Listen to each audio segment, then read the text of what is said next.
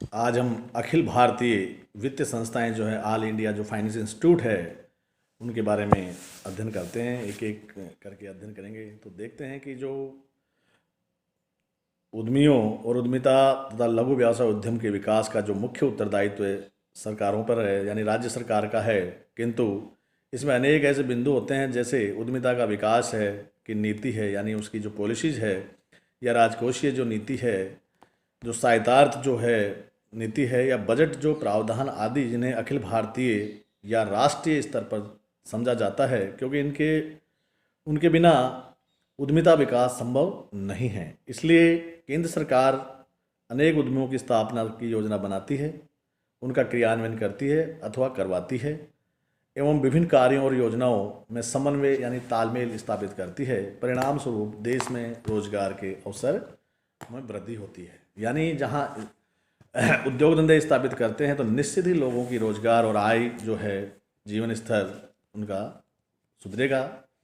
इसमें सर्वप्रथम लेते हैं एक जो भारतीय औद्योगिक वित्त निगम लिमिटेड है यानी industrial financial corporation of India limited, इसके बारे में आज अध्ययन करते हैं। तो देखते हैं कि जो इसकी स्थापना की बात करें तो भारतीय औद्योगिक वित्त निगम की स्थापना संसद द्वारा पारित विशेष अधिनियम औद्योगिक वित्त निगम अधिनियम 1948 के अंतर्गत जुलाई 1948 में की गई। यानी इसकी स्थापना है जो 1948 में की गई, और यह एक प्रथम अखिल भारतीय जो एक सार्वजनिक जो पब्लिक सेक्टर की बात करें तो वित्तीय विशिष्ट वित्तीय संस्थान है। किंतु 1 जुलाई 1993 से इस निगम की प्रकृति में परिवर्तन करके इसके एक कंपनी का रूप दे दिया गया।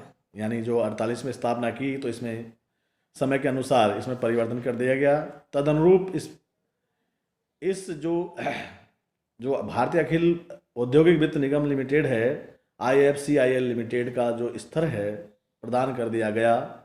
इस स्तर इसका रजिस्ट्रेशन भारतीय कंपनी अधिनियम 1956 के तहत किया जा चुका है। इस प्रावधान का इसका जो मुख्य कार्यालय है नई दिल्ली में स्थित है। इसमें जो 8 क्षेत्रीय कार्यालय हैं, जो पहला मुंबई, चंडीगढ़, कलकत्ता, हैदराबाद, कानपुर, गुवाहाटी, चेन्नई एवं नई दिल्ली, तथा 8 शाखा कार्यालय हैं बेंगलोर, भोपाल, भुवनेश्वर, अहमदाबाद, कोचीन, जयपुर, पटना एवं पुणे विभिन्न शहरों में कार्यरत है। इसके उद्देश्यों की अगर हम बात करें तो इसके जो उद्देश्य और मैनेजमेंट की बात करते हैं यानी ऑब्जेक्ट्स और मैनेजमेंट, तो निगम का यानी भारतीय औद्योगिक निगम वित्त निगम लिमिटेड है, इसका मुख्य उद्देश्य उद्योगों के लिए मध्यम और दीर्घकालीन पूंजी की व्यवस्था करना। यानी ये शॉर्ट टर्म नहीं करते, ये मध्यम यानी 5 वर्ष तक या लंबा टाइम जो 20 वर्ष तक की बात करते हैं। इस उद्देश्य की पूर्ति के लिए इसमें अनेक औद्योगिक ऋण उपलब्ध करवाता है। तो निगम का जो प्रबंध मैनेजमेंट की बात करते हैं तो इसमें 13 सदस्य अध्यक्ष सहित होते हैं, संचालक मंडल द्वारा किया जाता है, जिसकी नियुक्ति इस प्रकार होती है कि पहला अध्यक्ष केंद्र सरकार द्वारा, सदस्य केंद्र सरकार द्वारा मनोनीत 2 सदस्य, एक अध्यक्ष, 2 सदस्य केंद्र सरकार द्वारा मनोनीत, 4 सदस्य भारतीय औद्योगिक विकास बैंक द्वारा मनोनीत और 6 सदस्य अनुसूचित बैंकों, सहकारी बैंकों, बीमा, विनियोग एवं विशिष्ट वित्तीय संस्थानों में यानी प्रत्येक में से 2-2 द्वारा 4 वर्ष के लिए निर्वाचित किए जाते हैं। यानी जो सदस्य हैं अध्यक्ष सहित जो 13 हैं यानी 12 जो सदस्य हैं, इनका कार्यकाल 4 वर्ष के लिए निर्वाचित किया जाता है। प्रत्येक एक जो कार्यकारी संचालक की नियुक्ति भी होती है निगम द्वारा संचालक मंडल की सहायता से। केंद्रीय समिति के अलावा 6 समितियों का गठन इस प्रकार किया गया है कि वस्तु उद्योग, चीनी उद्योग, इंजीनियरिंग उद्योग, रसायन उद्योग, जूट उद्योग, होटल उद्योग, इसके अतिरिक्त वैधानिक मामलों में के परामर्श हेतु वैधानिक जो पृथक जो एक विधि विभाग की स्थापना की। यानी लीगल जो बात करें, जो एडवाइजरी जो इसकी बात करते हैं लॉ से संबंधित, उसकी भी एक पृथक से विभाग की स्थापना इसमें की गई है। इसमें जो प्रदत्त सुविधाएं हैं यानी फैसिलिटी जो प्रोवाइड करवाई जाती है, उसमें उद्यमियों को विकास के लिए भारतीय औद्योगिक वित्त निगम द्वारा जो निम्नलिखित सुविधाएं दी जाती है उसमें सर्वप्रथम नंबर 1 है कि विभिन्न उद्योगों और यथा ग्रामीण कुटीर उद्योग, अति लघु उद्योग एवं लघु एवं सहायक जो आदि के क्षेत्र में उद्यमियों को सब्सिडी देने की बात करते हैं। यानी जो छोटे कुटीर उद्योग ये हैं उसमें ये जो भारतीय औद्योगिक वित्त निगम लिमिटेड है ये सब्सिडी।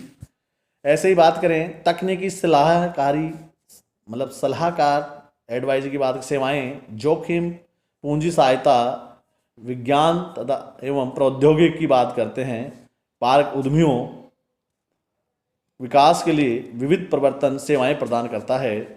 और नंबर 3 है विभिन्न परियोजनाओं जैसे नई शाखाओं का विस्तार, आधुनिकीकरण, जो लेटेस्ट जो मॉडर्नाइजेशन की बात करें के लिए परियोजनाओं के लिए वित्त प्रदान करते हैं। उद्यमियों को पूर्तिकर्ता साख देना और यंत्र उपकरण आदि के लिए वित्त और लीजिंग करना, मर्चेंट बैंकिंग एवं वित्तीय सेवाएं देने वाली बात है।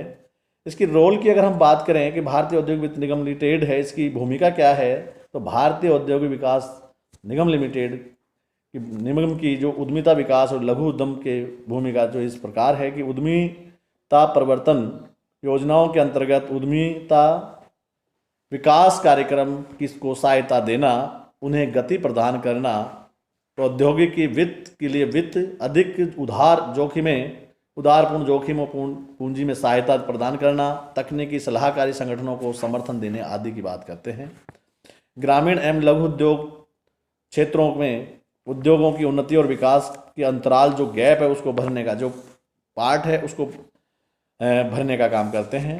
निगम ने जोखिम पूंजी प्रतिष्ठान की स्थापना की है जिसे जोखिम पूंजी एवं प्रौद्योगिक वित्त निगम लिमिटेड में परिवर्तन किया गया। उद्यम पूंजी हेतु वित्तीय सहायता प्रदान भी की जाती है। नए एवं स्वनियोजित युवकों महिलाओं उद्यमियों को प्रोत्साहन देना, स्वरोजगार हेतु नई प्रौद्योगिक जो औद्योगिक परियोजनाएं हैं या विविधीकरण योजनाएं हैं, आधुनिकीकरण कार्यक्रम हेतु अनेक उदार ऋण योजनाएं प्रारंभ की गई। निगम के प्रशिक्षण सहायता हेतु प्रबंध विकास संस्थान की भी स्थापना की गई। निगम भारतीय